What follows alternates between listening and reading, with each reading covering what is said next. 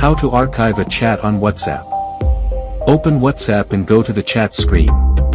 Now find the conversation you want to archive. On Android, press and hold on the chat to select it, then tap the box icon with the down arrow at the top. On iPhone, swipe from right to left on the chat and tap Archive. The chat will immediately be moved to the Archive section, which can be found at the top or bottom of the chat list, depending on the version of the app.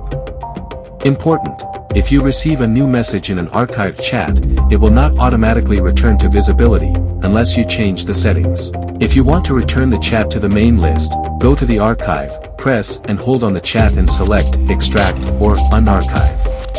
Archiving chats is a great way to keep WhatsApp clean and organized, keeping less relevant conversations out of sight, but still accessible.